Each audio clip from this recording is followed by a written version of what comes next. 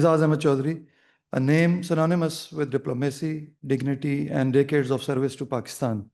His journey through the corridors of international diplomacy spans more than 30 remarkable years, during which he helped shape Pakistan's engagement with the world at some of the most critical junctures in our foreign policy history. So Ambassador Chaudhry's career reflects not just a sequence of prestigious designations, but a lifelong commitment to representing Pakistan with clarity, confidence, and conviction. From serving as Pakistan's ambassador to the Netherlands to his role as deputy permanent representative at the United Nations in New York, he carried the country's voice to global platforms with restraint, wisdom, and strategic balance.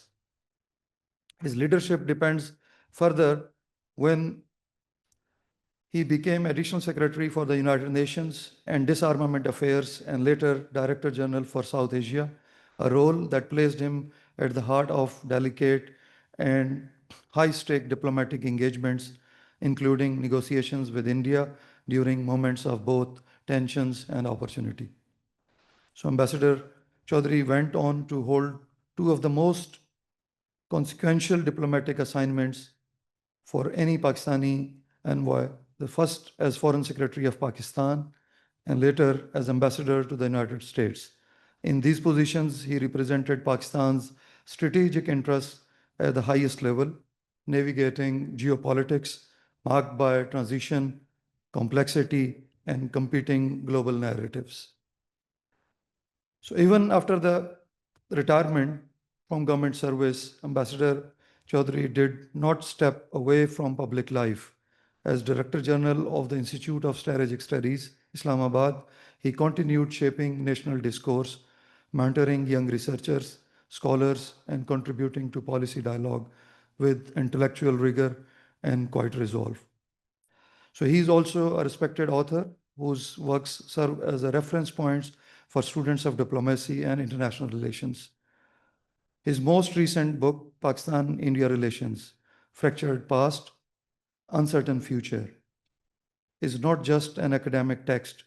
It is a seasoned diplomat's reflection enriched by first-hand experience, historical depth, and candid analysis of one of South Asia's most complex bilateral relationships.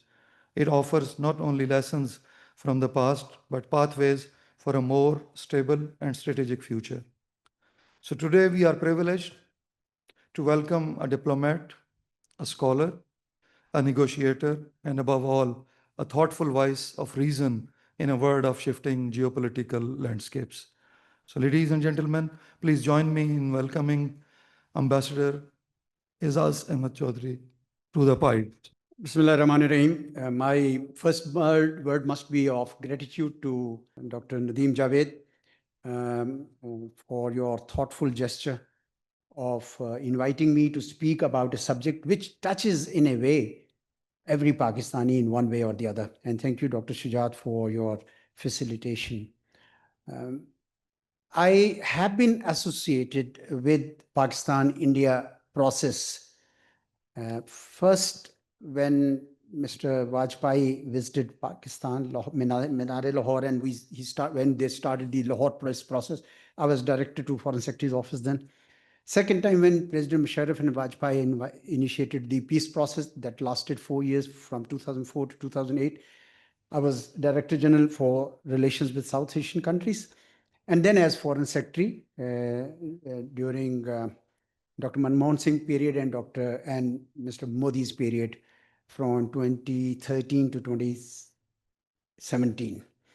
But that association with Pakistan-India relations was captured as anecdotal account in my earlier book, which is Diplomatic Footprints. That was what I saw with my own eyes. But this is not that book.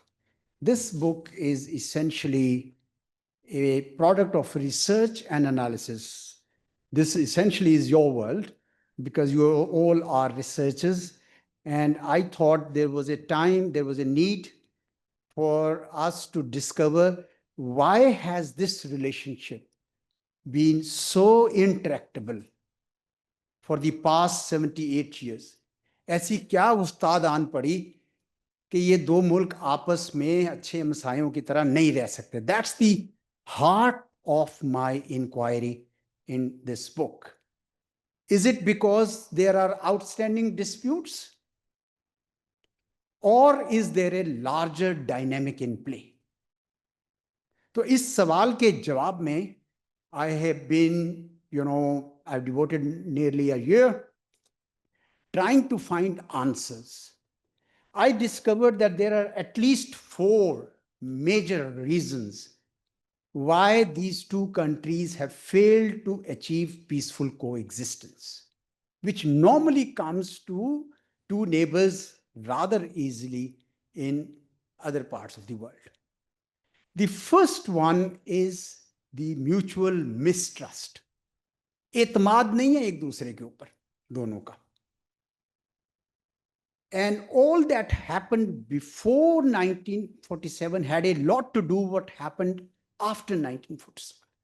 So it all started in mid-19th century when the British were trying to consolidate their rule over the subcontinent, and they were beginning to introduce representative democracy, which was essentially majoritarian democracy, something that we follow even now, where majority rules, minority watches with anxiety.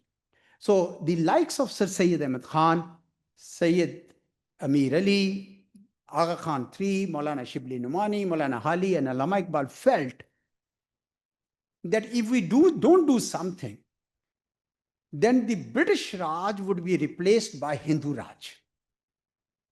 So this struggle took them to 1937, when the Congress, Indian National Congress, formed ministries in 7 provinces, and all elements of Hindu Raj started getting implemented at that time. दफ्तरों में गांधी का वो portrait होता था, बच्चे आते थे स्कूलों में, उसकी पूजा करनी पड़ती थी. Vande Mataram, which is an ode to Durga Ma, वो became the national anthem, and so on and so forth. के अजीज ने पूरी तफसील उसकी लिखी है, चौधरी मोहम्मद अली ने भी लिखी है. So people, Muslims of the subcontinent, felt concerned as to what is going to happen. So 3 years later, you had this resolution, what is called Pakistan Resolution, and that envisaged that perhaps the solution lies in Muslim rule in the Muslim majority areas and Hindu rule in the Hindu majority areas, with minority populations in both sides serving as a guarantee that the other side will not aggress against minorities. Now, this was the conception that Quaid-e-Azam Muhammad Ali Jinnah had.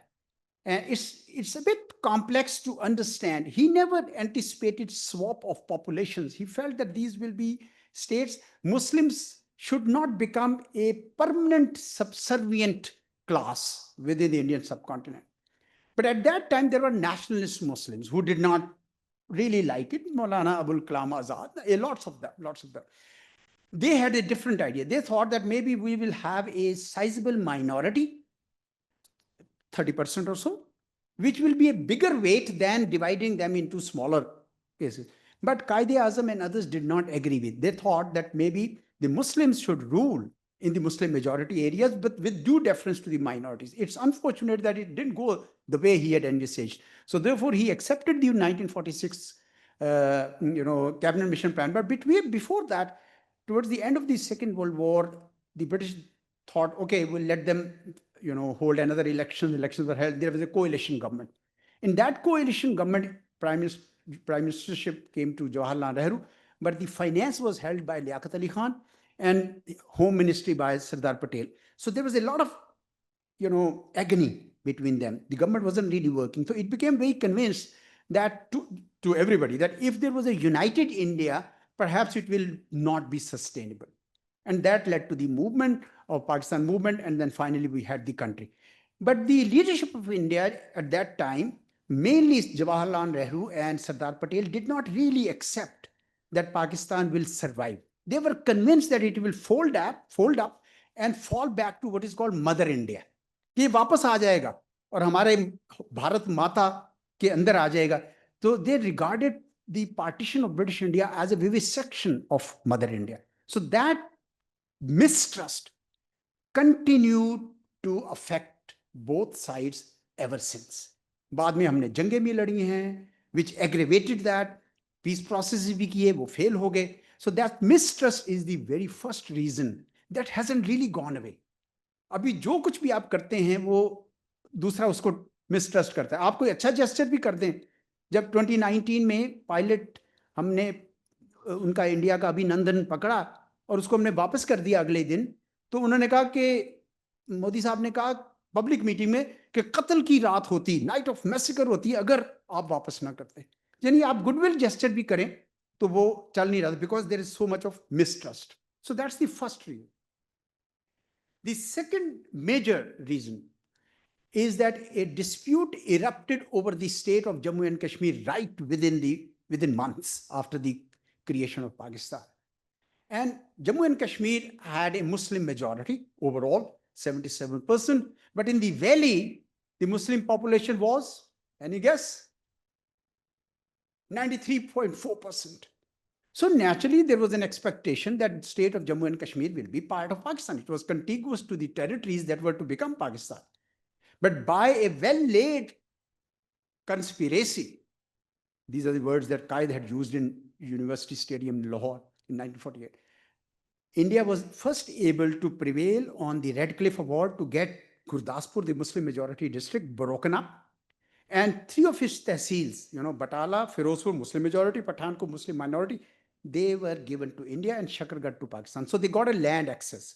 And then they kept ready their planes, civil and military, 100 planes on 26 October to fly off as soon as this situation became ripe, to land in Srinagar on 27 October, what we mark as the Black Day. So they landed the planes to occupy the land. In between, there was a movement from Poonch, peasants and Poonch, they got up. इस पे भी बड़ी गलत फहमी है, मैंने वो थोड़ी सी दूर की है. लोगों का ख्याल है कि इंडियंस उसको कहते हैं ये रेडर्स आए थे. रेडर्स से मुराद ऐसे लगता है जैसे कोई मतलब है कि it was not readers, this was Azad Kashmir forces. और हुआ ये था कि पुंछ के अंदर कुछ पेजेंट्स थे, वो पहले टैक्सेशन से तंग आए हुए थे. तो June of 1947, mean before creation Pakistan, उन्होंने एजिटेशन लॉन्च की हुई थी. उस पर बहुत सप्रेशन हुई थी. तो ये लोग गए हैं वहाँ पे, उस ज़माने में भी बाड़ा होते थे, उसमें असला मिलता था. असला लेने गए तो ट्राइबल साथ आए. So Azad Kashmir forces were set up under major Khurshid Anwar. 22 October, 24 October उन्होंने मुजफ्फराबाद में आज़ाद कश्मीर गवर्नमेंट की, और then they started marching towards Srinagar. It's a pity कि वो श्रीनगर कैप्चर नहीं कर सके, बिकॉज पीछे से रीइंफोर्समेंट नहीं आ रही थी. जनरल ग्रेसी जो आर्मी चीफ था, उसने कायदे आजम की बात नहीं मानी, and as a result we lost. अब जो इंडियंस ने प्रोपेगेंडा किया जी, वो तो जो लश्करी थे वो माले गनीमत लूटने लग गए, वो एक चर्च था उसकी ननों को रेप करने चलने लग गए. ये सब propaganda to demoralise our stance. हालांकि जब हकीकत यह है कि जितने भी मैंने पढ़े हैं authors, and it's just not Pakistani authors alone. I mean, if you read Alastair Lamb, for example, Kashmir, The Birth of a Tragedy, or Stanley Wolpert, American author of Shameful Flight, या even Indian authors like M.J. Akbar, Nehru Making of India, और A.G. Nurani, ये सारे मुस्तनद नाम हैं. इन सब ने ये चीज़ certify की है कि उस वक्त तक हम पहुंच गए थे, लेकिन इन्होंने महाराजा के साथ मिलकर वो कब्जा किया. So that occupation. But even after occupation they went to United Nations to get Pakistan declared as an aggressor. लेकिन वहाँ उन्होंने कहा जी आप प्लेबिसिट करें, ब्रॉडर इशू है. और उस पर भी बहुत proposals I from general McNaughton of Canada. उसने कहा इक्वल डीमिलिटराइजेशन करें. From Owen Dixon of Australia, उसने कहा कि regional plebiscite. Nothing worked. Neither the wars, nor mediation, nor peace processes, nothing worked. And ever since, as long as Kashmir remains a burning issue, and now Mr. Modi has even abrogated the statehood, so there is a huge issue out there. This became the second major reason why India and Pakistan have failed to achieve and live in peace together. The third major reason is how India has dexterously used the issue of terrorism to malign Pakistan, to isolate Pakistan internationally. So I thought maybe we should really look at it more objectively. Is it so? Is it truly the Lashkar-e-Tayyibas and the Lashkar-e-Jhangvis and Jaish-e-Mohammeds that are the reason for everything that's going on or not? Because that's what we were told. कि जी सब कुछ उन्होंने किया. तो I started investigating terrorist incidents. मैंने start तो किया 2000 में जब वो छिती सिंहपुरा में हुआ, और उसके बाद फिर मैंने दिसंबर 2001 में 3 months आफ्टर 9/11 जो दिसंबर का पार्लियामेंट अटैक देखा. फिर मैंने उसके बाद समझौता एक्सप्रेस 2006 में देखा, मक्की मस्जिद पे जो अटैक किया हैदराबाद में, या अजमेर शरीफ पे किया जो क्या नाम है उसका, बम्बई के पास एक जगह है मेलगांव में की सिमेट्री में किया, मेलगांव के प्रॉपर में किया. ये सबको जब मैंने इन्वेस्टिगेट किया तो इट टर्न्ड आउट कि शुरू में इन्होंने इल्जाम लगाया लश्करों पर, और एंड पे पता चला कि saffron terrorism was involve. So much so कि 2006 के जब पीस प्रोसेस पीक पे था, उस वक्त इन्होंने स्वामी असीम आनंद थी, नाबा कुमार शर्कर उसका नाम था, उसने एक्सेप्ट किया कि मैंने उसके अंदर बम रखे थे जो समझौता एक्सप्रेस में, और मुझे कर्नल पुरोहित ने दिया था, जो एक serving lieutenant colonel of Indian army, उसने मुझे दिया था. उसने भी माना, दोनों जेल में गए. उन्होंने फिर उसके बाद और भी 3-4 अटैक्स किए जब पीस प्रोसेस चल रहा था, उस वक्त वो कर रहे थे, लेकिन हम उसका ना सुनते हैं ना कोई पता चलता है. So I thought I should investigate. So I found there was a pattern. The pattern was that you have an incident, instantly blame it on Pakistan and project to the West like you are a victim. You in the West are a victim of what President Bush used to call radical Islam, and we in India are a victim of Pakistan-based militant and terrorist organizations. So that somehow coincided well with the war in Afghanistan against Al-Qaeda. So the West, not only the West, our own leaders, our own population started accepting this, that perhaps सब कुछ जो किया है वो हमने किया. मैंने इसमें मुंबई को भी थोड़ा सा इन्वेस्टिगेट किया, पूरा नहीं किया. I think we need to do more. Others have written books on Mumbai. एक जर्मन ऑथर है अलियास डेविडसन, उसने उनको बिल्कुल थ्रैश किया है. एक इंडियन ऑथर है, उसने हु किल्ड करके उसने किताब में लिखा है. तो हमें भी काम करने की जरूरत है. I couldn't because of positive of time, but the pattern is very very clear. Pattern खत्म कहां पे हुआ? पहलगाम पे. वो इस तरह हुआ कि पहलगाम जब इन्होंने किया तो they thought, you know, for 2.5 decades it's working, why not. But this time the world didn't buy, because technology आ गई है सबके पास, जो they didn't buy it. So they were really surprised कि ये कैसे हो गया. हर जो करते थे उस पर तो यकीन कर लेते थे, इस दफा नहीं हुआ.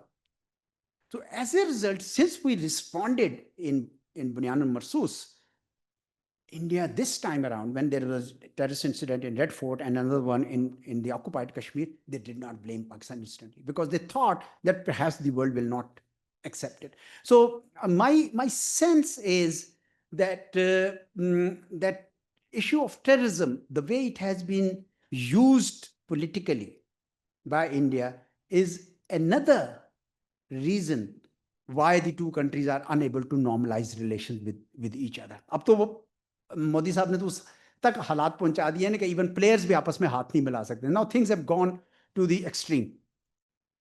The fourth major reason is that India has always had a dream of an अखंड भारत. अखंड भारत कैसे बनेगा? अखंड भारत का मतलब यह है कि it is time for Hindu glory. We have lived under the Muslim rule for 800 years, and before that, God knows what, except for Chandragupta Maurya dynasty, where Ashoka's rule expanded from Kabul to Bengal. उनके पास और कुछ नहीं. So they 2 years ago they displayed a mural painting in the new building of the Indian Parliament depicting Akhand Bharat, and that started from Afghanistan, part of Tajikistan, Pakistan, India, Bangladesh in the east, and then Myanmar, and also Nepal and Bhutan.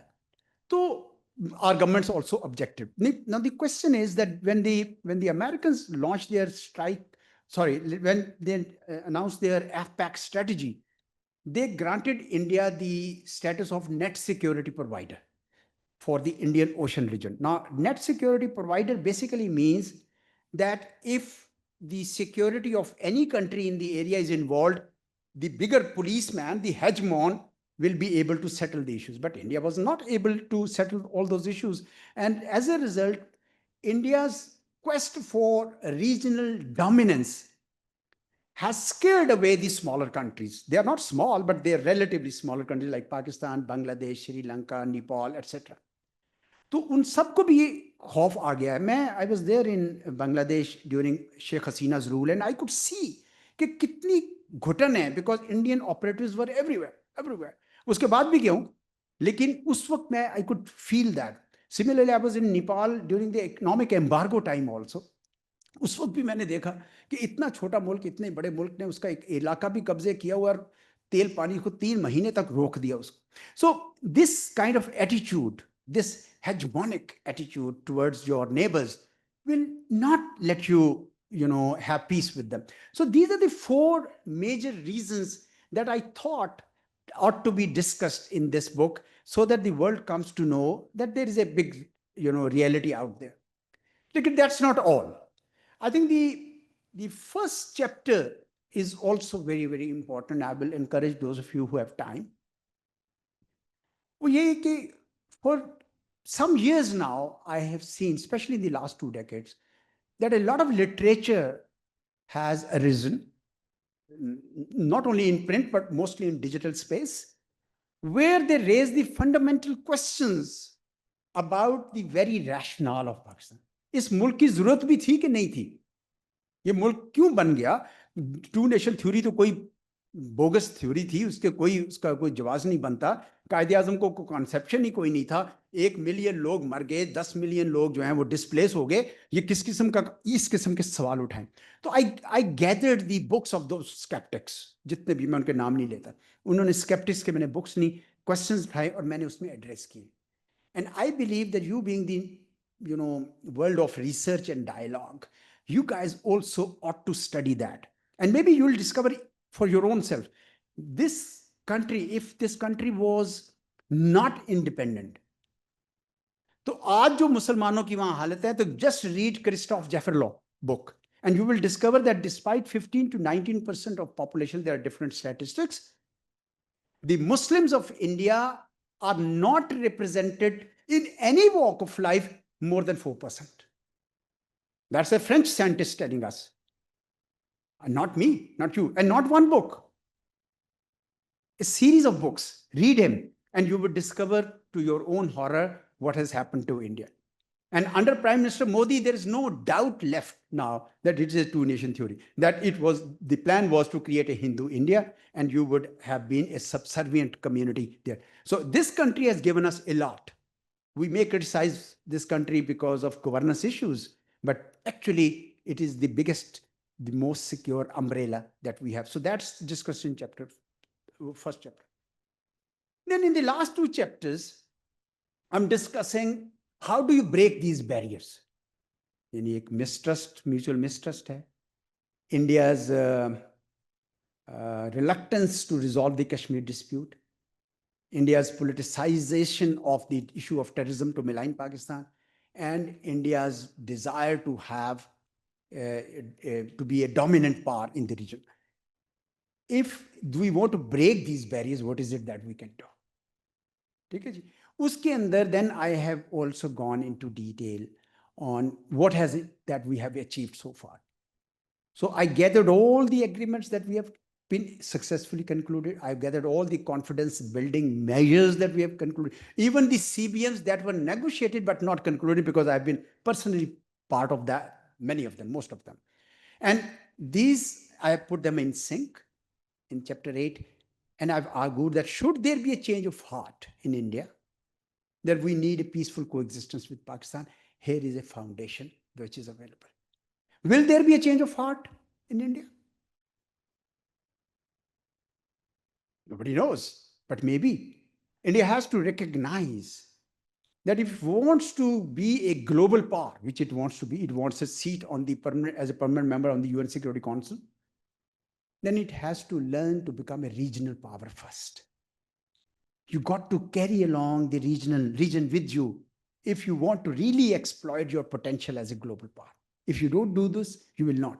The sooner they realize, the better it is. Unfortunately, Mr. Modi has taken the matter to such a level that we have reached the lowest of the lows in this relationship.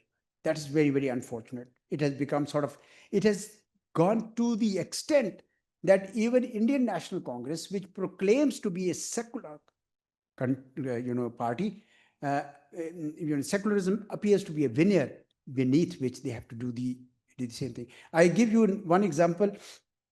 When Pahalgam happened, and there was a huge, roar of protests in India that we should do something. And before Operation Sindoor happened, one sitting MP, member of Parliament of India from the Indian National Congress, wrote an article. With that MP, I have sat with him when I was ambassador to the US in different conferences. He was a minister then, and also in the track twos of which I am a part. I meet him occasionally. He sort of went around as a peacenik, but he wrote an article, "It's time for Pak and Game." It's time for, so he was exhorting, he was a congressman, exhorting the BJP government that it's the time to occupy Pakistan right up to the eastern bank of River Indus and let Afghanistan occupy the area west of River Indus. So, I mean, it's not a speech, it's an article that you write consciously. So the innermost desire even in the Congress was that this country is an aberration. And he called Pakistan an artificial state. Even Shashi Tharoor calls Pakistan an artificial state. So how do you counter that? How do you protect your sovereignty and to make sure that this country survives? Because if it doesn't, we're in for a trouble. Now, during the Imam Marka Haq or Operation Bunyana Marsoos, we were able to establish our deterrence, that we can stand up to a bully. That's the best thing we did. But I'm afraid in the war of narratives, we are lagging behind, way behind. उनकी जो फिल्में हैं वो अगर आप देखें तो anti Pakistan फिल्में बन गई हैं. तो अभी उनके जो the Indian society has been so much polarized along the lines of faith that even those people who were sitting in the center of the spectrum have moved to the far right. And that's a very, very dangerous trend. So therefore, Pakistan has to stand up. We stood up in terms of defense, but on two counts, we are lagging way behind. One is narratives, and the second is governance. We have not been able to govern our country, for which our entire population will be proud of. अगर आप वो दो चीजें कर लें, I see that you can. और अगर आप ये दो चीजें कर लें, believe you me, तो मैं समझता हूँ कि आप बहुत आगे जा सकते हैं. We should not be a war-mongering countries. We should stand for peace. बल्कि मेरा जो इसका preface है डॉक्टर साहब, उसका जो last sentence है, वो ये है, the road to peace is long and uneven, but it is not closed. Our past may be fractured and our future may be uncertain, but between the two lies a fragile space where dialogue between the two countries can produce something better for both. So it is this hope that, in my view, we need to work to keep alive. Thank you so much. I'm ready for your questions. My question is that do we really want to have peace? Do we really want to have the relationships? The decision makers जो actually हैं हमारे मुल्क के, क्या वो वाकई चाहते हैं? मैं ये पूछना चाहती हूँ कि ग्लोबल कम्युनिटी चाहती है कि हमारे इंडिया और पाकिस्तान के दरमियान पीस हो, और उसकी एग्जांपल मैं आपको देती हूँ कि 1948 में जब यहाँ से इंडिजिनसली लोग निकले थे कश्मीर को फतह करने, और जो आज़ाद कश्मीर को फतह किया भी गया था, उस वक्त तो हम श्रीनगर तक जाने वाले थे. We were about to basically get Kashmir back, और अगर वो हो जाता तो कॉन्फ्लिक्ट तो ओवर हो जाता. उस वक्त ग्लोबल फोर्सेस इंटरवीन कि ये कॉन्फ्लिक्ट ओवर ना हो. ठीक है. सो क्या वो वाकई पीस चाहते हैं? Number one. नंबर 2, अगर हम देखें, अगर हम कहें सही मानों में कहें ना कि किसी ने अगर रिजॉल्व करने की कोशिश की तो वो नवाज शरीफ साहब थे। वाजपेयी को जब यहाँ बुलाया गया और वो सब कुछ था, तो उसे भी जो है सैबोटाज किया गया कारगिल की फॉर्म में, and we all know about that कि उस वक्त क्या हुआ। ठीक है, उन्होंने ट्रेड खोलने की कोशिश की, अगर ट्रेड खुलती तो शायद व्यूज़ दोनों तरफ चेंज होते। लेकिन जो आपने बात की ना टेररिज्म और वो सारी, हमें मोदी साहब का शुक्रिया अदा करना चाहिए, क्योंकि अगर हम 2000 के बाद देखें तो हमारी फॉरेन पॉलिसी तो रिएक्टिव थी, प्रोएक्टिव तो कभी भी नहीं थी। हम नैरेटिव में हम क्यों हारे? क्योंकि हमारी फॉरेन पॉलिसी ने कभी जवाब ही नहीं दिया उस तरह से। जो आप भी बातें कर रहे हैं वो तो जब जब इंसिडेंट्स हो रहे थे उस वक्त जवाब आने चाहिए थे ना, वो मिसिंग था। वो क्यों मिसिंग था? ठीक है, तो हमें मोदी साहब का तो एक्चुअली हमें शुक्रिया अदा करना चाहिए कि उन्होंने आके इतनी एक्सट्रीमिज्म के साथ जो उन्होंने रिवील किया ग्लोबल, एक्चुअली तो उन्होंने पाकिस्तान का नैरेटिव बना दिया। और फिर जिस तरह हमने अभी रिएक्ट किया डिफेंस वाइज, फील्ड मार्शल साहब ने, basically that has saved the day. But I think why we are losing the fight of narrative, that is weakness on our side that we need to recognize. Thank you, Aizaz Saab. It is a really interesting presentation. But actually, my take on this issue is a bit different from yours. Most of the almost all of the 4 reasons that you have highlighted in this book, they are in fact the proximate causes of the bad relationship between the 2 countries. What do you think about the politicization of religion on both parts? If you look at the fundamentalist parties of India are supporting the narratives of the Indian government always.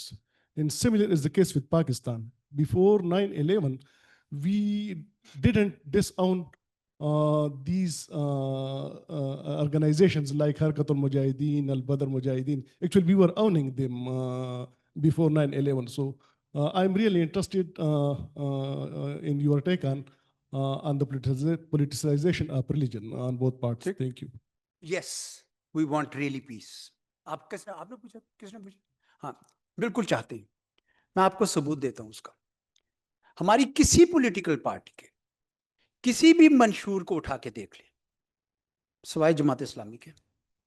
Her party ये कहती है, और Jamaat Islami piece के लिए नहीं कह रही, वो किसी और अंदाज से उसको कहती है, वो पीस विद इंडिया चाहती है।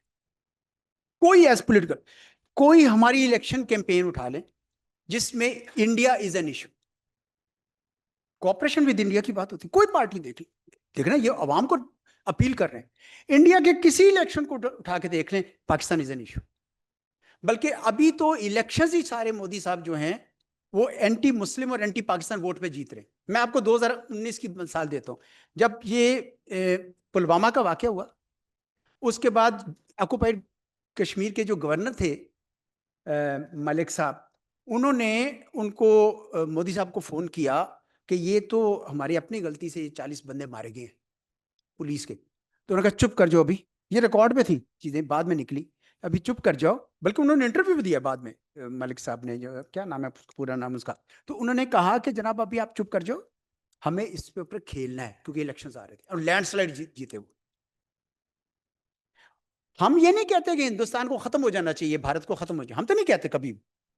इंडिया कहता है कि करते हैं, ये उनके प्रोपेगेंडा की जीत है कि आज हम इन कुर्सियों पर बैठ के इस बात का सवाल कर रहे हैं हमसे कि जनाब पाकिस्तान जो है वो पीस नहीं चाहता।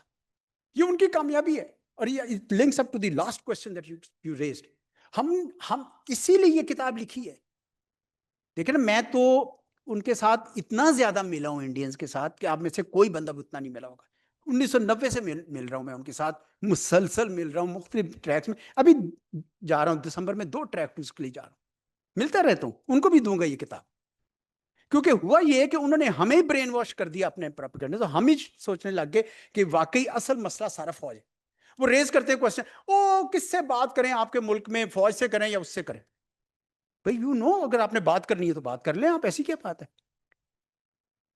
हम उनसे इतना ज्यादा उस प्रोपेगेंडा से मुतासिर हो गए कि हम ये भूल गए कि हम पीस चाहते। मैंने आपको मिसाल दी, मैं आपको बताऊं कि कायदे आजम मोहम्मद अली जिन्ना की रिकॉर्ड पे, स्टेटमेंट्स रिकॉर्ड पे हैं, जब वो ये कह रहे थे कि हम पाकिस्तान को खत्म करना चाह रहे हैं, वो कह रहे थे कि अमेरिका और कनाडा जैसी ताल्लुकात होंगे। उनसे पंडित नेहरू ने अपने हाई कमिश्नर को भेजा जियारत में कि उनसे पूछा बॉम्बे वाली रेजिडेंस का क्या करना है। उसने क्या क्या करना है, मैं उसमें आके रहूंगा, जब तबीयत खराब है ठीक हो जाऊंगा तो वहां रहूंगा आके। क्या मतलब है इसका? हमने वो चीजें हाईलाइट नहीं की।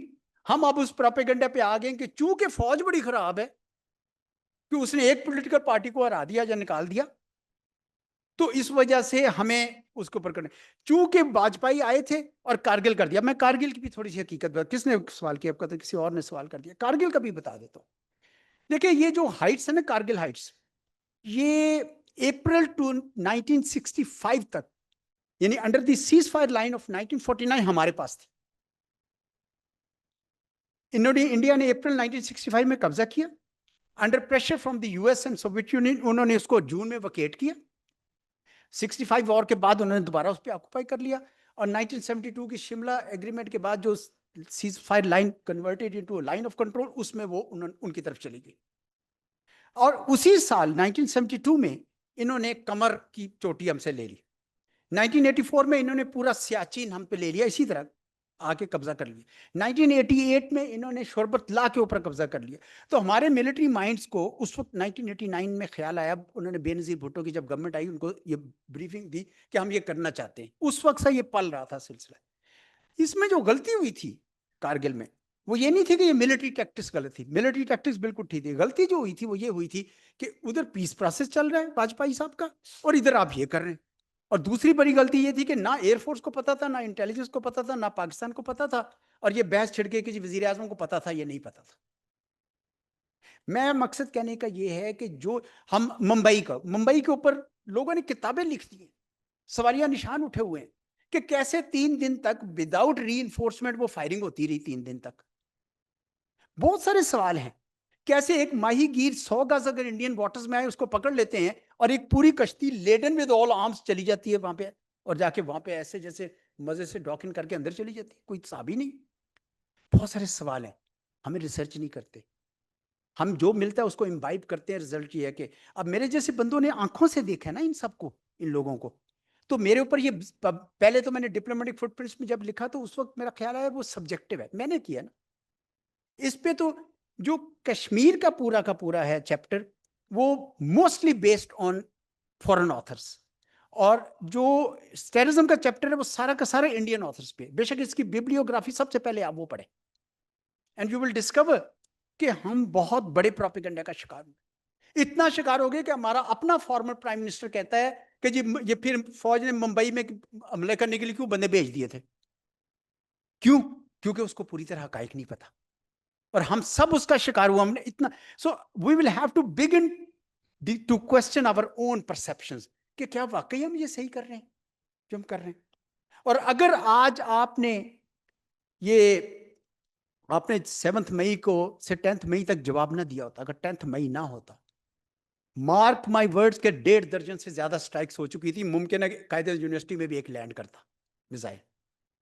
हमें अंदाजा नहीं है कि उनके अजाइम क्या हैं। हम नहीं चाहते हैं कि भारत टूट जाए या भारत पे कब्जा कर ले।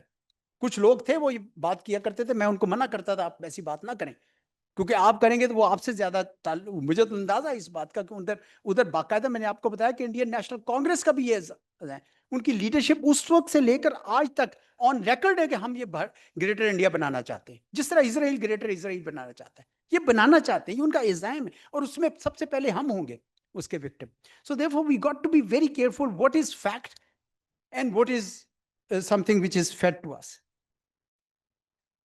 Does global community want peace? I agree with you. There is a merit to it. And मैंने इसमें रोल ऑफ लीडरशिप वाले चैप्टर में मैंने माउंटबेटन के किरदार को, माउंटबेटन को लताड़ा गया, तारीख बड़ा सख्त लताड़ा गया। एक तो वो एडवांस करते थे जून 1948 से वो अगस्त 1947, मार्च 1947 में लैंड करते हैं भाई साहब, और उसके बाद वो आके तो जनाब अभी पूरी तैयारी भी नहीं है, और आप उनको कहते हैं, और जो जून 3 का पार्टीशन प्लान था वो अपने पास रख के बैठ जाते हैं, 1-2 हफ्ते पहले उनको देते हैं मुस्लिम लीग को। क्या होता है, पॉपुलेशन में एकदम से स्केयर पैदा होता है और वो भागना शुरू कर देते। और उस वक्त भी सारी एडमिनिस्ट्रेटिव पावर्स ब्रिटिश के पास थी, क्यों नहीं किया? उन लोगों का खून किसके सर पर है? वो ब्रिटिश के सर पर है। और बहुत सारे लोग इस थ्योरी पे बिलीव करते हैं कि कश्मीर डिस्प्यूट जानबूझ के रखा गया था। रेड क्लिफ अवार्ड बन गया, उसको प्रिवेल किया माउंटबेटन ने नेहरू के कहने पर, गुरदासपुर की डिस्ट्रिक्ट उनको उनके हवाले करके उसको पास रख लिया और 14 अगस्त के आसपास जाकर उसको रिलीज किया। ये क्या है भाई? There is clear global geopolitics at play. These people wanted, और आज भी ये चाहते हैं। जब भी आप दोनों जंगें लड़ते हैं कोई ना कोई मीडिएटर आ जाता है ना। कभी सोवियत यूनियन आ जाता है, आजकल अमेरिका आ जाता है। क्यों आता है? क्योंकि वो ये नहीं चाहते कि दो पहलवानों में से एक पहलवान दूसरे को ढा दे। जब ढा देगा तो फिर खत्म हो जाएगा conflict. So they want conflict management, not conflict resolution, ताकि उनकी असलियत की मंडियां चलती रहें। अब इंडिया भी उनसे लेगा F-35, हम भी उनसे लेंगे F-16 और लड़ेंगे आपस में, फैक्ट्री चली। तो ये एक थ्योरी है और इसके अंदर बहुत वजन है कि शायद ये चाहते थे इसी तरीके से, और इसी तरीके से हुआ। और मेरे ख्याल में Lord Mountbatten and the British have a lot to account for on that. Our foreign policy was reactive. Why was it not proactive? And has this present 2025 helped us? Yes, indeed. I agree with you. I agree with you. कि हम पहली दफा हम खड़े। देखिए पुलवामा 2019 में, उसके बाद इंडिया ने बालाकोट पे हमला किया। पहले उन्होंने सितंबर 2016 में लाइन ऑफ कंट्रोल पे 5 टीमें भेजी, बकौल उनके, खुदा जाने सही है कि नहीं, लेकिन वो कहते हैं मेरी खुद वो जनरल हुदा से बात हुई है कई बार, तो मैंने उसको जनरल हुदा को कहा कि आपने 2019 के शुरू में या 2018 के एंड पे वो आर्टिकल क्यों छापा इतने सालों बाद? क्योंकि वो इलेक्शन आने वाले थे। तो खैर एनीवे, तो वो कहते हैं, वो क्लेम करते हैं। मैंने उससे तफसील पूछी उसी किसी ट्रैक 2 में बैंकॉक में। उसने कहा जी हमने 5 टीमें रात को 2 बजे भेजी, 5 बजे वो वापस आ गई, खुद आ जाने सही की। फिर मैंने जना आमिर रियाज से पूछा, वो DGMO था, उसने कहा कि यार उस वक्त दोनों तरफ से LOC पे हम करते रहते थे ये चीज़। Okay fine. 20 सितंबर 2016 उन्होंने पूरे इंडिया में आर्टिकल्स आने शुरू हो गए जी, न्यू नॉर्मल एस्टैब्लिश हो गया। न्यू नॉर्मल क्या है? हम जब चाहे पाकिस्तान के अंदर घुस के उनको मार सकते हैं। साथ में पॉलिटिकल स्टेटमेंट्स आ गई, घुस के मारेंगे। ठीक। फिर आ गया फरवरी 2019, उस पे उन्होंने देखा कि हमने बालाकोट पे हमला किया, it is not occupied Kashmir, और सॉरी इट इज नॉट आजाद कश्मीर, बालाकोट है, तो कोई मसला नहीं। पाकिस्तान ने कुछ नहीं किया। हम क्या कह रहे हैं? हमारे आर्मी चीफ ने कहा कि जी हम जंग इस वक्त नहीं कर सकते हैं क्योंकि हमारे पास तो टैंकों में डीजल डालने के पैसे नहीं है। तो इंडियंस ने समझा कि भाई पॉलिटिकली डिवाइडेड है, प्रो इमरान खान है, एंटी इमरान खान जो विजन है, इकोनॉमिकली ये बड़े वीक हैं और डीजल डालने के पैसे नहीं है, मारो इस दफा। तो इस दफा उन्होंने 9 जगह पे अटैक किया। Hats off to our commanders, military commanders at this time, कि वो खड़े हो गए।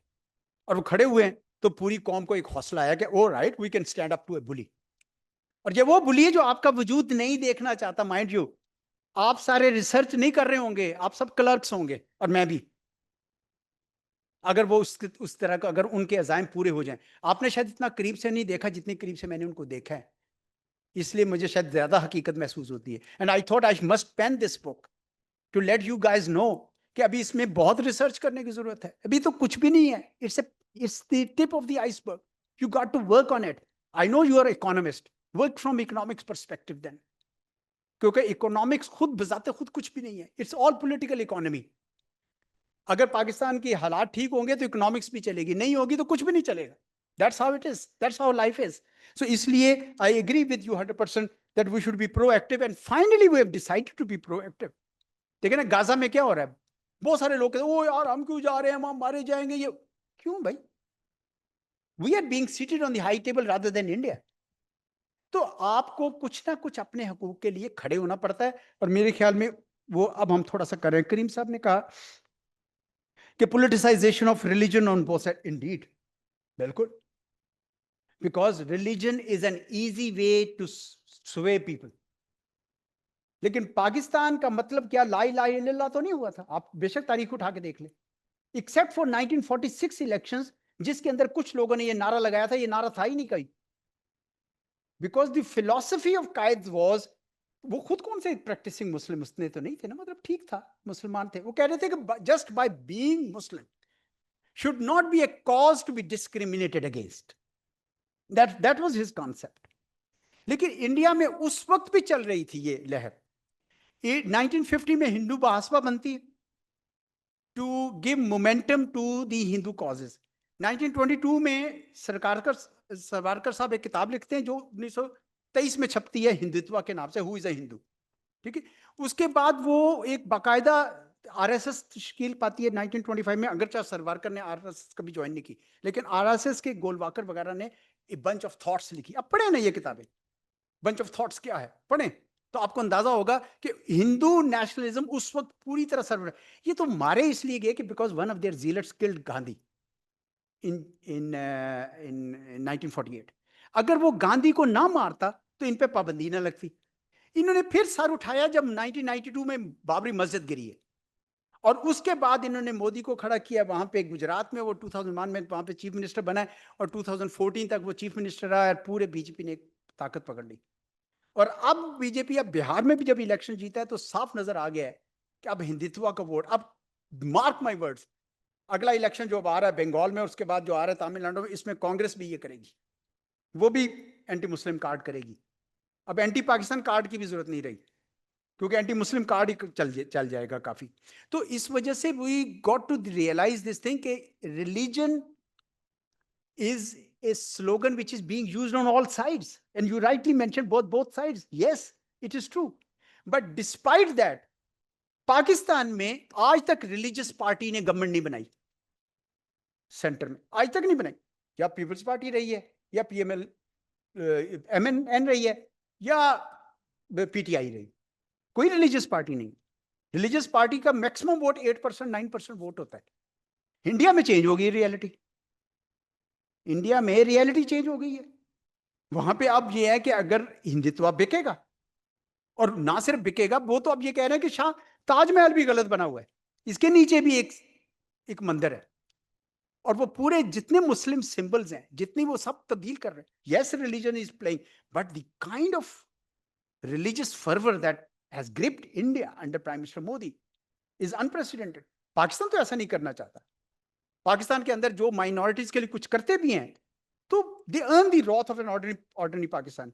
आप देखें कि इंडियन यहाँ पे आता है तो आप क्या करते हैं, अनारकली में बाजार में उसको मुफ्त दे देते हैं सौदा, उसको बानो मार्केट की चाट खिला देते हैं मुफ्त में। It's not so in India. आपका कोई एक्टर जाए वहां पे इंडिया में, चीते वो मतलब तिक्का बोटी कर देंगे उसकी, माहौल ऐसा बन गया। तो जो perverted form of religion that India is pursuing is nowhere close to what Pakistan had used our religion. That's my take, but I hope that somebody else will give you a better answer. Thank you so much for your valuable insights. I haven't read your book, but I'm looking forward to reading it. My first question is the 4 reasons that you mentioned in your book, in the light of your presentation. It seems like only India has to be blamed, and only India is like blaming India. But did you find during your inquiry any reasons where jahan Pakistan ki ghalti ho to worsening these relationships? Secondly, how did you make sure that your inquiry was unbiased in this book? Thank you. Yes, sir. Part of the question that I want to ask is already answered, but even at the cost of repetition, I would like to ask the question. यहाँ पर एक सवाल पूछा गया था कि क्या Pakistan piece चाहता है हिंदुस्तान के साथ? जी जी। मैं स्लाइटली उसको रिफ्रेश करना चाहूंगा कि क्या पाकिस्तान हिंदुस्तान के साथ पीस अफोर्ड कर सकता है? The reason why I'm asking this question is कि जब पाकिस्तान 1947 को एक मुल्क बन के आ जाता है तो it was then state without a nation. आप वो एक आइडियल या कोर डिफिनीशन ऑफ नेशन का उठा के देख लें, other than religion there was no binding force के जहाँ पर जो along ethnic, geographical और linguistic line में जो नेशन जहाँ पर डिवाइडेड थी and had a long history, even more history that goes back to the creation of Pakistan. उनको यूनाइटेड करने के लिए सिर्फ एक मजहब का नाम ही लिया हो गया था। Over the period of time उस मजहब के साथ एक हिंदुस्तान के साथ एनिमोसिटी एक ऐसा फैक्टर था जो आज भी इन डिवीजन के अंदर एक एलिमेंट होता है जो एज ए नेशन हमें कहीं ना कहीं एक कॉमन ग्राउंड प्रोवाइड करता है कि हम एक पाकिस्तानी के तौर पर खुद को उसमें आइडेंटिफाई कर रहे होते हैं। एक पॉइंट आपने राइटली आइडेंटिफाई किया कि पाकिस्तान के अंदर शायद किसी पॉलिटिकल पार्टी के मैनिफेस्टो के अंदर वो चीज़ नहीं होती है, लेकिन आज भी पाकिस्तान के अंदर किसी भी पॉलिटिकल लीडर को अगर मेलाइन करना चाहें हम उसके अगेंस्ट यही नारा लगता है कि ये मोदी का यार है, ये वो है। और फिर अगर हम अपना निसाब, क्योंकि हम खुद भी उसी निज़ाम तालीम से पढ़ के आए हैं, तो हम जब बचपन ही से जो निसाब पढ़ के आ रहे हैं तो वो एक सीज मेंटेलिटी का हमें आइडिया दिया जाता है कि यार आज नहीं तो कल, कल नहीं तो परसों किसी एक टाइम पर इस मुल्क पे कब्जा होगा और हिंदुस्तान आके सारा कुछ ख़त्म करेगा। तो जहाँ पर हमारी नेशनल आइडेंटिटी का भी सवाल होता है, एक कॉमन थ्रेड होता है जो हिंदुस्तान की एनिमोसिटी प्ले करती है, तो वो सारी चीज़ हट गई तो फिर किस बुनियाद पर आप समझते हैं कि सर हम अमन की तरफ भी जाएंगे और नेशनहुड को भी बरकरार Perfect. My question is, I'm Saddam. Sir आपने कहा कि we are lagging behind the war in narrative India का बिकता है। जी जी। वो बिकता है इसलिए कि they are using the film industry, तो विजुअल जो अपील होती है दैट्स मोर इम्पैक्टफुल, उसका इम्पैक्ट बहुत अरसे तक रहता है। तो क्या क्या हमारी स्टेट ने कभी सोचा कि इस मीडिया को यूज किया जाए for depicting the true history? Very brief question. First कि हम जो नैरेटिव पिछले 70 साल से डेवलप कर रहे हैं वो फियर का नैरेटिव हम अपने अंदर प्रमोट कर रहे हैं कि शायद इंडिया हमें कुछ कर जाएगा, इंडिया हमें कुछ कर जाएगा, हमें अपने आप को डिफेंड करना है। तो क्या इसके पीछे इंटेंशंस क्या थी? दूसरा क्वेश्चन जब हम आपने थोड़ा सा उसको टच भी किया है कि when there is a two pillar, one is economics and other is security and in between there is a geopolitical situation. So जब हम पीस की बात करते हैं तो the first thing that really help us to negotiate is our own economic strength. तो जो अभी आपका सोल्यूशन सेट जो आप प्रपोज करने जा रहे हैं उसमें the one thing that is really need to be focus is why we failed in developing our economic strength. तो क्या उस क्योंकि पीस आप किसी के साथ तब भी निगोशिएट कर सकते हैं जब आप खड़े होने के काबिल हो जाएं, जबकि हमारा नैरेटिव ये है कि पहले हमने खड़े होना है, उसके बाद हमने इकोनॉमिक सिचुएशन डेवलप करनी है। तो I have a discussion with one of the SIFC representative on the same line. तो उनका भी आंसर यही था जी, पहले हमें जो है ना घोड़े रखने की ज़रूरत है। तो मैंने कहा घोड़ों को खिलाने की भी ज़रूरत है ना, तो उसको भी हमें पहले उसके खाने की अरेंजमेंट करना ज़रूरी है या फिर हम वो कर लें। तो ये थोड़ा सा नैरेटिव का वही अगेन क्वेश्चन है कि हमारी प्रायोरिटी क्या है। तो इस पे आपका ज़रा पॉइंट भी चाहिए। अच्छा, पहला जो सवाल क्या हमारी भी कुछ गलती है, आपने पूछा। बिल्कुल है, बहुत सारी गलती है। एक गलती है, सबसे बड़ी हमारी गलती ये है कि हमने पॉलिटिकल स्टेबिलिटी नहीं ली।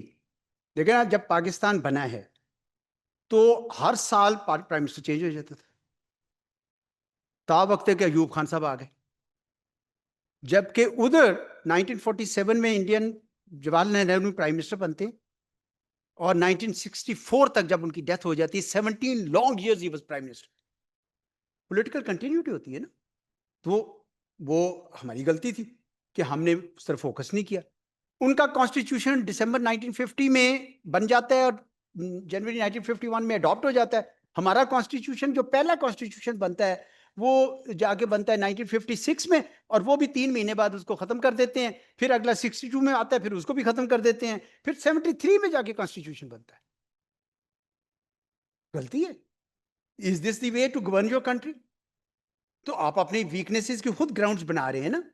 मतलब वीकनेस इनवाइट्स एग्रेशन।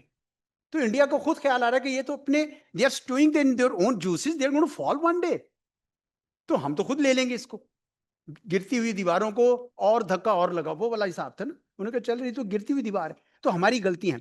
हमने यार ये भी गलती है, मिसाल के तौर पर जब आप कोई पीस प्रोसेस चल रहा होता है तो उसको होल ऑफ द गवर्नमेंट नहीं अप्रोच करते, हर सेगमेंट अपनी अपनी सोच रहा होता है।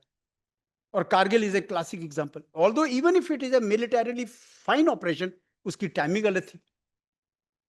तो गलतियां तो हमने भी की हैं। फिर हमने उसको डिसाइफर नहीं किया कि हमारी जो अपनी गलतियां थी उनके ऊपर हम अमल कैसे करें। हमारा पाकिस्तान का जो एचलीज हील है वो हमारी गवर्नेंस है। हमने अभी तक अपने आप को गवर्न करना नहीं सीखा, जिसकी वजह से लोगों को ख्यालात आते हैं हर किस्म के। आप सही गवर्न कर लें अपने आप को तो अब ठीक हो जाएंगे। और उसमें हमारी गवर्नेंस इंडिया से कहीं ज्यादा। मैं एक और आपको मिसाल देता हूँ, it links up to somebody's economic security वाला जिसने बात की थी। 1990 में पाकिस्तान में उस वक्त 1990s was an era of globalisation, क्योंकि 1991 में सोवियत यूनियन टूट गया, वाशिंगटन कंसेंसस 1997 में आया, एक हवा बन गई ग्लोबलाइजेशन की। 1990 में पाकिस्तान ने इकोनॉमिक लिबरलाइजेशन का प्लान अडॉप्ट किया, सरताज अजीज नवाज शरीफ डुओ ने। और 1991 में नरसिम्हा राव इंडिया का प्राइम मिनिस्टर और मनमोहन सिंह उसका फाइनेंस मिनिस्टर ने अडॉप्ट किया। मोरलेस सेम है, अगर दोनों को देखें मोरलेस सेम है दोनों। लेकिन उनका जो प्लान था नरसिम्हा राव का, ही वाज फ्रॉम कांग्रेस, 1996 में बीजेपी की गवर्नमेंट आई, उन्होंने उसको कंटिन्यू किया। 2004 में फिर कांग्रेस की गवर्नमेंट आई, डॉक्टर मनमोहन सिंह की, कंटिन्यू किया। 2014 में फिर बीजेपी की गवर्नमेंट आई, कंटिन्यू किया। 25-30 साल की कंटिन्यूटी की वजह से $650 बिलियन के रिजर्व हो गए। हमने क्या किया? 1990s was a lost decade for us. 4 government change हो गई और हर गवर्नमेंट 2-2.5 साल के बाद अपनी प्रायोरिटीज बदल देती थी। आपका इन्वेस्टर कंफ्यूज हो गया, हम क्या करें, हम इन्वेस्ट करें कि ना करें? उसने कहा बेहतर होगा मैं दुबई में इन्वेस्ट कर लूं या मैं कहीं और इन्वेस्ट कर लूं। इनमें से बहुत सारे जख्म हमारे अपने लगाए हुए हैं। मैं ये नहीं कह रहा कि हर चीज इंडिया पे थोप दो, पर मैं ये भी नहीं कह रहा कि इंडिया नहीं करना चाहिए। अगर आपके अंदर कोई कमजोरी नजर आएगी, they like to pump fuel into that fault. Why not? Because they think कि भाई अगर ये पाकिस्तान थोड़ा सा कमजोर होता है तो हमारे लिए फायदा होगा। जीरो सम में दोनों की रिलेशनशिप। इसलिए यस, हमारी बहुत गलतियां हैं, लेकिन मेरा ख्याल में most of them are governance related.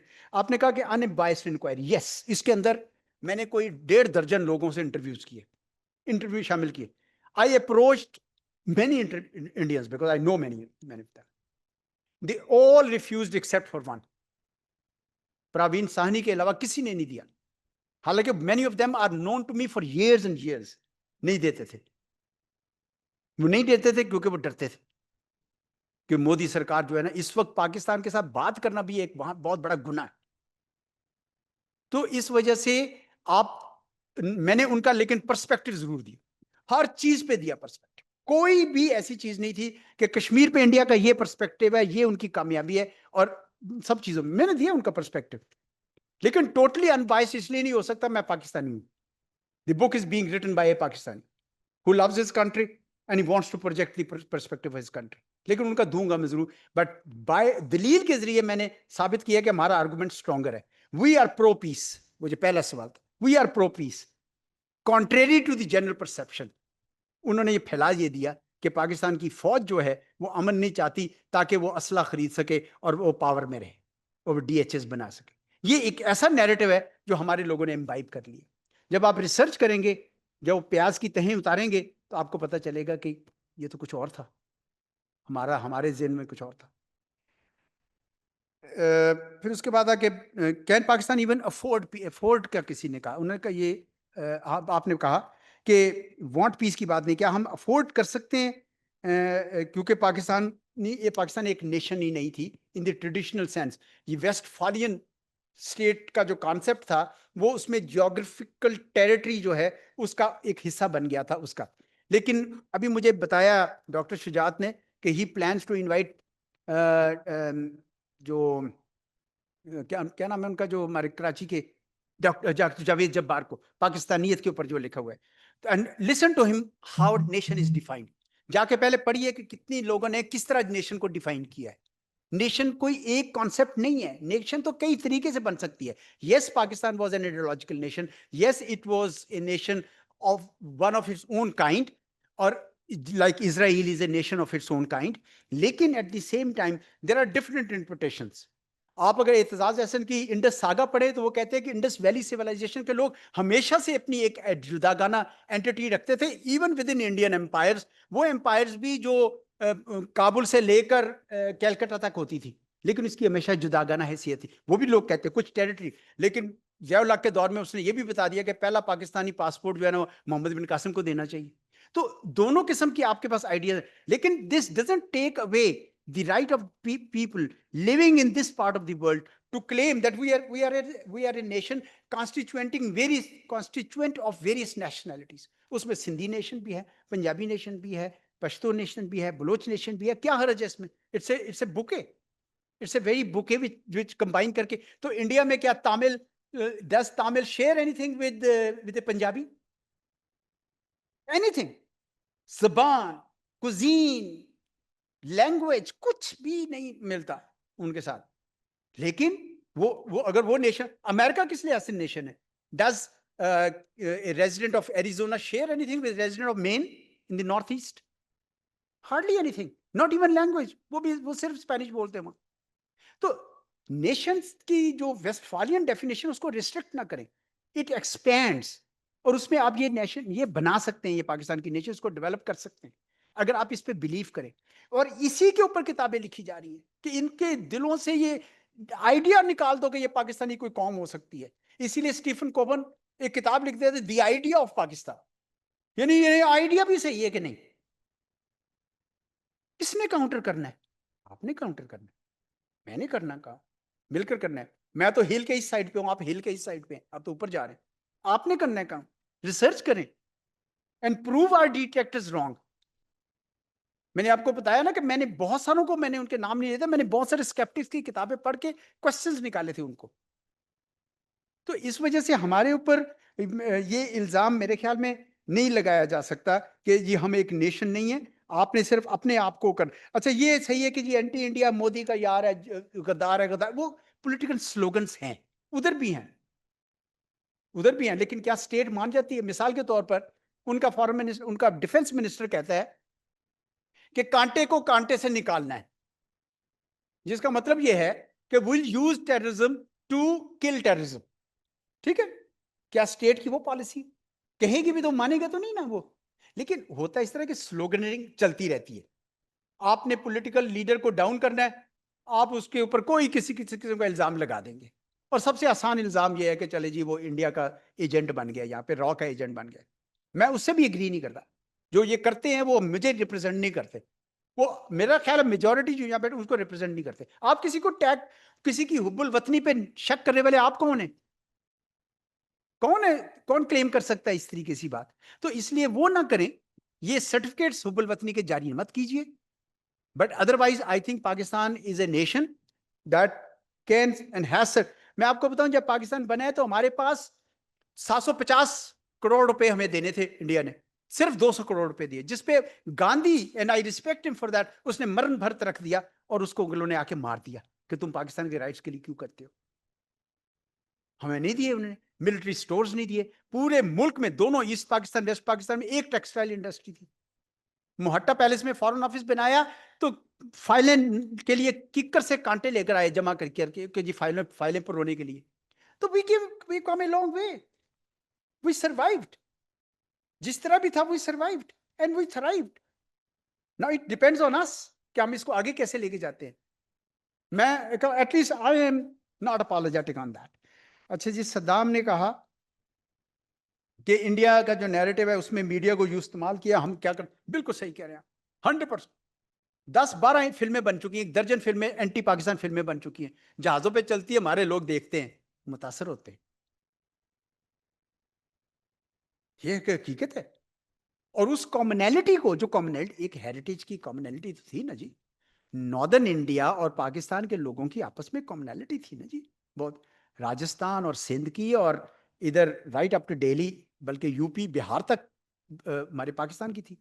तो वो उस कॉमनैलिटी को उन्होंने इस्तेमाल करके कि पाकिस्तानी ऑडियंस मिलेगी, उन्होंने वो सब जहर हमारे पर फिर थोपा और हमने उसको मनोवान एडॉप्ट किया। लेकिन अगर आपकी अपनी चीजें ठीक हो जाएं, पहले एक जमाने में हम पाकिस्तानी ड्रामे बहुत देखते थे, अब फिर बाय द वे लोग कहने लगे ड्रामे खराब हो गए, मैंने अब देखने शुरू कर दिए। एक तो बीवी के साथ बैठने का बहाना मिल जाता है, तो दूसरा ये को बड़े अच्छे अच्छे बन गए, वेरी गुड क्वालिटी, बड़ी अच्छे अच्छे। आजकल जमा तकसीम देख रहा हूं मैं, वो जॉइंट फैमिली सिस्टम पे हैं। हाँ, अभी वो मैं उधर सिखों को कुछ मिला तो वो कहते हैं कि हम भी देखते हैं पाकिस्तानी ड्रामे बड़े शौक से। तो मेरा मकसद ये है कि ये मीडिया एक ऐसा मीडियम है और डिजिटल स्पेस ऐसी है कि इसमें हम मैक्सिमम, मेरा अपना जरा थिंक टैंक है स्नोबर इंस्टीट्यूट, वो प्राइमरीली काम डिजिटल स्पेस में करता है, क्योंकि हमारा ख्याल है कि यंग माइंड जो है ना, उसका अटेंशन स्पैन बड़ा छोटा हो गया। वो जो आती है ना यूट्यूब पे और फेसबुक पे शॉर्ट्स जिसे कहते हैं, रील्स, बस वो सारे वही देखते हैं रात को। तो इसलिए आप भी अपनी छोटी छोटी बनाएं और उसमें करें तो यू विल बी देयर। तो हमें ये मैंने कहा ना, we are late comers in this fight, late आए हैं लेकिन आ गए, शुक्र है। अब देखें ना, द वेरी फैक्ट कि एक इकोनॉमिक्स का इंस्टीट्यूट पॉलिटिकल इकोनॉमी के इशू को डिस्कस करना चाहता है। एक मिनट और मैं जी एक दो चीजें, क्योंकि ये बड़े अच्छे अच्छे सवाल थे, आई लव देम, और मुझे मजा आया कि मैंने कहा मैं आंसर तो करूँ ना इनको। अच्छा जी, उसके बाद आपने सर बड़े अच्छी बात की, नैरेटिव ऑफ फियर। बिल्कुल, इसको कुछ लॉबीज हैं जो उसको प्रोपेगेट करती हैं।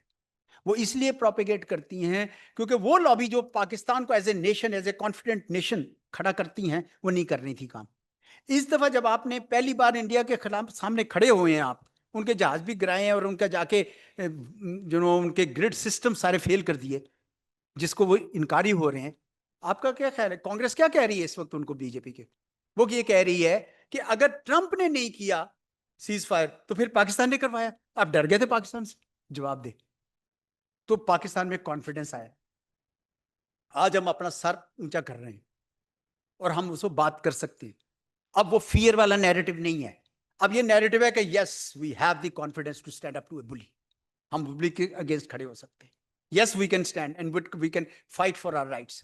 ये नैरेटिव है जिसकी स्ट्रेंथ है, वो अनफॉर्चुनेटली पहले नहीं था, तो फिर लोग फिर उसके साथ खेलते थे। इकोनॉमिक स्ट्रेंथ की आप बात कही, आपने सही की, बिल्कुल सही की, कि अगर आपके पास, इसीलिए जब 2022 की नेशनल सिक्योरिटी पॉलिसी आई जनवरी 2022 की, वो क्या कह रही थी? वो कह रही थी कि view your national security in A comprehensive way, it should stand on the tripod of traditional defence, economic security and human security, and within the part of economic security, geo-economics. तो मेरे इस इंस्टीट्यूट के दो mission हैं। एक मेरा mission ये है कि हमारा जियो इकोनॉमिक्स जो है, यानी विच मीन्स के levering your economic geography for your economic welfare, Pakistan को उसका ज्यादा फायदा होगा, गो इन दैट डायरेक्शन। दूसरा है कि अपनी इकोनॉमी को सीधा करने के लिए अपने घर को सीधा करें, ease of doing business. Look at your attitude towards industry. हम आज भी भुट्टो साहब के 22 खानदानों को रो रहे हैं, क्योंकि हमारी साइकी में है कि anybody who generates wealth is a blood sucker, खून चूसता है वो। हम देख नहीं सकते किसी को अमीर होता। Could change your attitude. Government लोगों को एम्प्लॉयमेंट जनरेट नहीं कर सकती, private sector will do it. और बहुत सारे मुल्कों की आप इकोनॉमी स्टडी करें, उनके इकोनॉमिक मॉडल्स को देखें, that's where the things have to go. तो हमें उसमें बहुत कुछ सीखना है अभी। We are on the perhaps on the first prong of the ladder. ये इकोनॉमिक लेडर जो है हमारे लिए, I think this is extremely important, and institutes like you should talk about geo economics more and more. अब doctor Moeed Yusuf and I work together on this.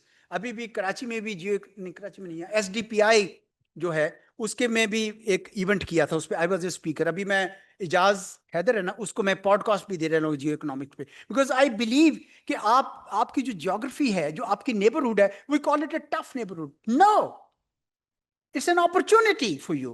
It's not a tough neighborhood. It's an opportunity provided how you use it. तो इस वजह से I am with you, but I believe कि इसको negative ना समझें, इसको पॉजिटिव स्ट्रेंथ समझे कि आप इसको प्रोपिगेट करें कि आप फोकस ऑन योर इकोनॉमी। हमारा तो हाल ही बुरा हुआ है कि हमने अपनी इंडस्ट्री बिठा दी है, ना ईज ऑफ डूइंग बिजनेस नहीं है, इन्वेस्टर्स को बाहर भगा देते हैं। पता चले जी दुबई में पाकिस्तान का जो इन्वेस्टर है वो टॉप का इन्वेस्टर वहां पे पाकिस्तानी है। तो we got to think about this. Thank you.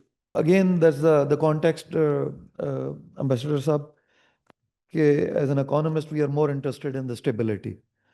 And keeping in view that there's a Pakistan-India deterrence because of the nuclear kind of stance on both sides has prevented the full-fledged conflict or war in the region. Yeah. But do you think that the kind of crisis communication channels we have are ample enough to avoid this in the future? Because when I look at Russia and the USA, they had the 17 pacts not to use the nuclear weapons, and then I think there was another book I was reading that they had 43 formal meetings, and then informal meetings have no count, or where, and unfortunately we don't have such kind of mechanism which exists between the two nation states. And the second, that's bit on the contours, not to the exactly to the book, but driving from the book, the ongoing situation in Afghanistan, the way, I mean, India is using it as a proxy to engage us on our this border. What do you think? I mean, what are the kind of risks and opportunities lie in this kind of a great? Is it just like reinforcing the great game initiated by the British, as you also touched upon in the very beginning of your talk? So I mean, now if it is being reinforced by the Indian stance by engaging वो जो हमारी बाकी मांदा forces हैं, जो हमारी शायद परवरदा हैं, हम ही ने क्रिएट की हैं, सो वो कैसे हमारी इकोनॉमिक जो सिचुएशन है उसको इम्पैक्ट करेगा? So now yes please, very quickly. 2 more questions. Where the fault line lies. Actually हमारे जितने भी नेबर्स है इंडिया को देख के, अफगानिस्तान को देख के, ईरान को देख के, तो उनके साथ हमारी नहीं बनती। तो इसके बारे में सर आपकी क्या व्यूज है? Thank you. Sir, good evening, sir. And having a background in public policy, I have a question that you must have witnessed various development or governance models across the world. So the system we have in Pakistan, the governance system and the norms over here, do you think we could sustain or we could achieve that good governance phenomena in a short period of time? जी doctor साहब, पहले तो thank you very much. Your questions are very, very relevant. I do agree with you that for larger strategic stability in South Asia, you need open channels of communications. And even at the height of the Cold War, the US and Soviet Union never cut off their relations. It is unfortunate that Prime Minister Modi has decided for the last 9.5 years to completely cut off those channels of communication. India's argument is that there is a space for conventional conflict below the nuclear overhang. And Pakistan's argument is that if you keep expanding this space of conventional conflict below the nuclear overhang, there is a chance of escalation to nuclear domain. Yes. And should that happen, there'll be, consequences that none of us would like. तो ये argument उनके साथ हमारा होता रहता है. मैं एक न्यूक्लियर डायलॉग में भी, बिकॉज डिसआर्मामेंट पे मेरा बड़ा काम है, तो एक इंडिया पाकिस्तान न्यूक्लियर डायलॉग में भी मैं बैठता हूँ. उससे पहले अमेरिका के साथ भी न्यूक्लियर डायलॉग मैंने किए हैं काफ़ी. So I have a fairly good idea कि where they stand and where we stand. उनका जो एक्सपर्ट्स है वो भी घबराते हैं इस बात से कि जो गवर्नमेंट की पॉलिसी है कि आप खींचे. इसीलिए जब एक किताब आई थी एस.के. लांबा की, जो पीस प्रोसेस, जन्म मुशर्रफ का पीस प्रोसेस था ना, जिसमें एक 4-point फॉर्मूला इंडिया कश्मीर के ऊपर निकाला था, तो वो फौत हो गए, तो उनकी पोस्ट ह्यूमस किताब लॉन्च हुई. तो all the former high commissioners of India were sitting on in the book launch. They were all unanimous. ये कोई 1.5 साल की बात है. They were all unanimous in their request to the Modi government कि आप चैनल्स ऑफ कम्युनिकेशन खोल दें, डायलॉग खोल दें. Precisely for this reason. I think they are playing with fire. और इनका ख्याल था ये पाकिस्तान जवाब नहीं देगा, हम इसको एक्सपेंड करते जाए. थैंक्स टू 10th मई कि अब उनको अंदाजा हो जाएगा कि ये नहीं हो सकेगा, ये तो खतरनाक होगा और कभी मतलब बहुत ही क्रिटिकल. अब तो बातचीत हो रही है कि पाकिस्तान का क्या थ्रेशोल्ड है जिस पे हम न्यूक्लियर डोमेन में चले जाएं. आप बहुत सारे यूट्यूब पे देखेंगे, नजम सेठी, ये वो, सब ने काइट फ्लाइंग की हुई है कि ये है. तो उससे उनको स्केयर पैदा हुआ है. तो आई एग्री विद यू कि ये बहुत ही इमेच्योरिटी है इंडिया की तरफ से कि वो चैनल्स बंद कर दिए. Pakistan is ready for dialogue. फिर उसके आपने दूसरा अफगानिस्तान का कहा कि एक किस्म की ग्रेट गेम शुरू हो गई. You are right. प्रॉब्लम ये हुई है पाकिस्तान के मुतालिक, ये था कि पाकिस्तान का ये ख्याल था कि जब रशियंस चले गए 1988 में, तो मुजाहिदीन ने आपस में लड़ना शुरू किया.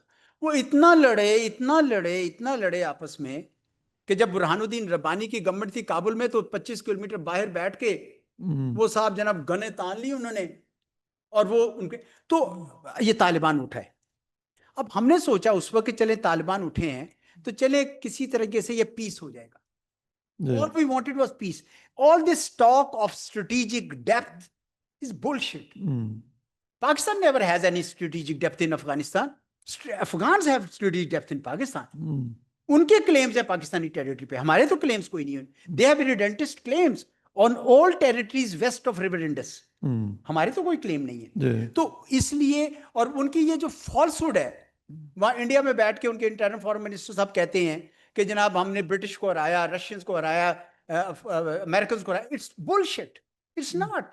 1878 की जो सेकंड एंग्लो अफगान वॉर है, दे वर थ्रैश्ड कंप्लीटली. 1880 में फिर उन्होंने एक एग्रीमेंट साइन किया, जिसके बाद 1893 में ये ड्यूरेंट लाइन बनी, और उसी 13 नवंबर 1893 में वहाँ पे लोया जिरगा में उसको एंडोर्स किया. फिर इसके बेटे जो सरदार अब्दुल रहमान खान के बेटा जो था हबीबुल्लाह खान, उसने 1905 में इसको एंडोर्स किया. फिर उसका जो पोता था मलिक यानी किंग अमानुल्लाह, उसने 1919 में किया एंडोर्स, 1921 में एंडोर्स किया। लेकिन क्यों नहीं ये मानते उसके बाद जी गवर्नमेंट? इसकी वजह ये है कि दिस प्रोवाइड्स हमें लेवरेज अगेंस्ट पाकिस्तान। अब तालिबान ने भी वही किया। So naturally we have been betrayed. Taliban ने जो वादे किए थे पीस लाने के, वो नहीं किए। उन्होंने कोई इंक्लूसिव गवर्नमेंट नहीं पैदा की। तो as a result Pakistan has reached a stage कि जब वो ये कहते कि अच्छा जी फिर हम ये बॉर्डर ही बंद कर दें।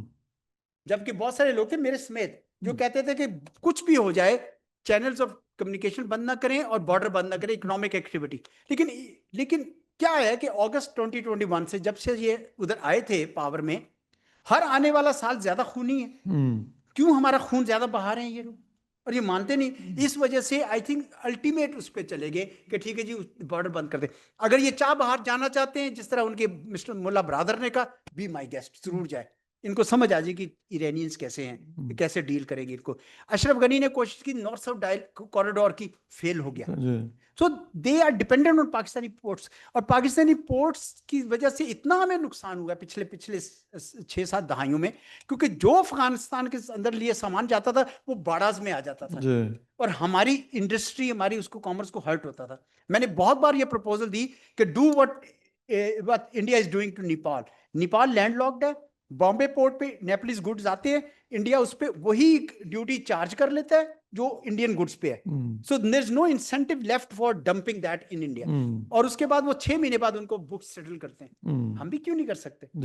हम we have been extra kind to Afghanistan because of this brotherly feelings. अब पाकिस्तान के अंदर मेरे ख्याल में I don't think we are going to have that. I think things will turn for the better, because अब कुछ समझ हमें ज्यादा आ गई है। अच्छा जी, आपने कहा कि वे फॉरवर्ड कि कोई भी हमसाया, आपने कहा कि कोई भी हमसाया हमारे साथ ठीक नहीं। मैं आपको बताऊं कि अफगानिस्तान को यूज किया इंडिया ने एज ए प्रॉक्सी हमेशा, और हमें वी फेल टू रीड। वरना तालिबान को तो हमेशा अपोज करते थे इंडियन। सो वो दोनों एक ही फ्रंट है वो वाला। लेकिन जो ईरान है ना, ईरान हैज अंडरस्टूड नाउ। जब इंडिया ने इजराइल की प्रॉक्सी के तौर पर काम किया वहां पे, तो अब उनको समझ आई कि ये क्या हुआ है। दैट्स वाई तशक्कुर के नारे लगाए ईरान की पार्लियामेंट ने, और सबसे पहले पजिशकियान यहाँ पे आए। हत्ता कि जब हमने सऊदीज के साथ एग्रीमेंट किया तो यूएन जनरल असेंबली के फोरम पे खड़े होकर प्रेसिडेंट पजिशकियान ने वेलकम किया उसको। Why? Because Iranians are not discovered. उससे पहले ईरान को यूज करते थे। चाबहार पोर्ट की 2 जेटीज लेकर वहां से इन्होंने ये एक्सट्रीम बंदे भेजते थे। हम सबका नाम तो नहीं लेते, हम सिर्फ एक का नाम लेते हैं, यादेव का, ठीक है। लेकिन एक्चुअली ये हो रहा था उस वक्त। अब इरानियंस हैव आल्सो अंडरस्टूड कि ये नहीं, तभी तो सऊदीज हैव आल्सो अंडरस्टूड। उन्होंने भी आपके साथ डिफेंस पैक्ट जो है किया, वो इसीलिए किया। Nobody stands with loser. जब आप लूजर थे ना, अपने मुल्क को सीधा नहीं कर रहे थे, everybody was sceptical of you. लेकिन आप जब अपने आप को सीधा करें ना, आपने अपने आप को डिफेंड कर लिया, लेकिन आप अपनी गवर्नेंस को सीधा कीजिए। और अगर आप अपनी गवर्नेंस को सीधा नहीं करते, यू स्टैंड नो पे। मैंने अभी एक डॉन में जो आर्टिकल लिखता हूँ, अगला जो मेरा आर्टिकल आ रहा है, not this Sunday, the next Sunday, उस पर मैंने एक स्टडी तैयार की थी, उसमें से कि why Netherlands, Italy and Japan having parliamentary democracy are more developed than us despite political instability in those countries. And the answer is, बहुत सारे हर एक के डिफरेंट हालात हैं, लेकिन one of the common elements is कि लोकल गवर्नेंस है। मामलात नीचे होते हैं। अगर आप जीजी खां के सबब में बैठे हैं और वहां पे आपके पानी बारिश का रुक जाता है, वो सीवरेज डालना है, तो आपको लाहौर नहीं आना चाहिए। या अगर आप घोटकी में बैठे हैं तो आपको कराची नहीं जाना चाहिए। तो इसीलिए दूसरा मिशन जो है ना जियो-इकोनॉमिक्स के अलावा मेरे इंस्टीट्यूट का, वो लोकल गवर्नेंस है। Beacon house national university Lahore, हम वो कॉन्फ्रेंस करने लगे हैं ऑन लोकल गवर्नेंस 1 दिसंबर को। It will be a mega national conference. तो हम देखें there is a lot that we need to really introspect. हमने अपनी गवर्नेंस को सीधी कर लें, the world is ready to respect you. आप दिखाएं अपने आप को, द वर्ल्ड विल। इसलिए वो वी डोंट हैव टू मोन कि जी सारे नेबर्स खिलाफ हो गए, ऐसा नहीं। Iran has discovered, China is Pakistan के साथ स्ट्रेटेजिक रिलेशनशिप रखना चाहता है, डिस्पाइट द फैक्ट कि उसके इतने दुश्मन है सीपैक के कि आए दिन चीनियों, वरना चीनियों को क्यों मारेगा? These are the detractors of CPEC जो कर रहे हैं। तो Pakistan needs to fix its governance, and if we do that, believe you me, this nation, मैं 6 साढ़े 6 साल में यूएन में रहा, उनकी बेसमेंट्स में मैं नेगोशिएट करता रहा, and usually I was the sort of consensus builder. मैं chair करता negotiations को. मैंने 165 nationalities जो वहाँ पे active ज़्यादा होती थी, उनको देखा. I can say with a great confidence कि मैंने पाकिस्तानीज को along with Indians top 5 में देखा intelligence quotient पे. Quick grasp थी और करते थे उसको. तो ऐसी बात नहीं, अल्लाह ताला ने हमें वसाइल भी दिए, अल्लाह ताला ने हमें जहानत भी दी है. It's just a matter of putting your house in order, which is political governance. और किसी ने वो political parties का कहा था, क्योंकि time is short, but I think at the end of the day, we got to fix it ourselves. Thank you. So, ladies and gentlemen, as we conclude this thoughtful and deeply engaging conversation, I want to extend our profound gratitude to Ambassador Aizaz Ahmad Chaudhry for sharing not only his analysis, but the depth of experience and reflection that comes from a lifetime of diplomatic service. So this discussion reminds us that Pakistan-India relationship is not simply a chapter in history books. It is an evolving reality that shapes security, economy, identity, and the aspirations of more than 1.5 billion people. So the ambassador's insights compel us to look beyond today's headlines and toward the structural, political, and human dimensions that define the trajectory of this complex relationship. So his message is clear, as if I'm appropriate, the progress is neither inevitable nor impossible. It requires leadership, strategic imagination, and the courage to challenge both old narratives and new uncertainties. So to our distinguished audience, thank you for your thoughtful listening, your curiosity, your commitment to ideas that matter. Conversations like this do not resolve disputes, but they keep the space for possibility alive. And in regions shaped by history, sometimes the space is most valuable asset of all. So with that, we formally conclude today's session. Please join me once again in thanking the Ambassador Aizaz Ahmad Chaudhry. Thank you, man. Thank you. Allah bless you all. Allah bless our country.